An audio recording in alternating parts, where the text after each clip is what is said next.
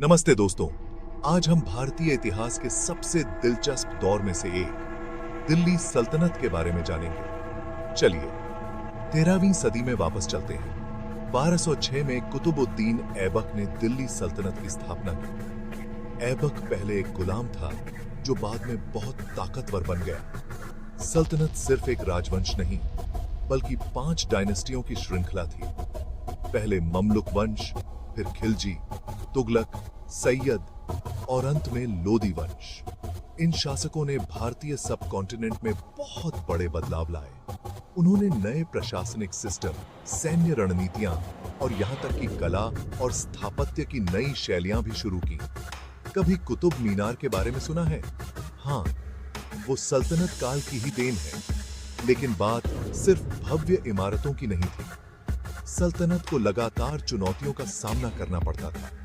अंदरूनी विद्रोहों से लेकर मंगोल आक्रमणों तक। सबसे प्रसिद्ध शासकों में से एक अलाउद्दीन खिलजी ने साम्राज्य का विस्तार किया और कृषि व्यवस्था में सुधार लाए।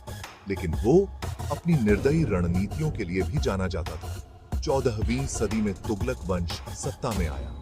मोहम्मद बिन तुगलक, एक महत्वाकांक्षी लेकिन विवादास्पद शासक, ने राजधानी को दिल्ली से दौलताबाद और वापस दिल्ली स्थानांतरित कर दिया, जिससे बहुत अफरा तफरी मच गई। उनके शासनकाल को अक्सर प्रतिभा और भूलों के मिश्रण के रूप में देखा जाता है। 15वीं सदी की शुरुआत तक सल्तनत कमजोर हो गई। सैयद और लोदी वंशों ने सत्ता पर पकड़ बनाए रखने की कोशिश की, लेकिन आंतरिक कलह और बाहरी खतरों ने इसे मुश्किल बना दिया।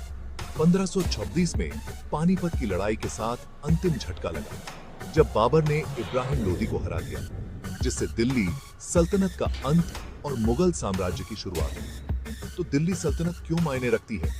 इसने आधुनिक भारतीय समाज की नींव रखी, संस्कृति, राजनीति और यहाँ तक कि व्यंजनों को भी प्रभावित किया। ये महान सांस्कृतिक सम्मिश्रण और परिवर्तन का दौर था। तो बस इतना ही दिल्ली सल्तनत के उत्थान और पतन के बारे में। अगर आपको ये ऐतिहासिक सफर पसंद आया तो लाइक बटन दबाएं और अतीत की और दिलचस्प कहानियों के लिए सब्सक्राइब करें। अगली बार तक इतिहास को एक्सप्लोर करते रहें।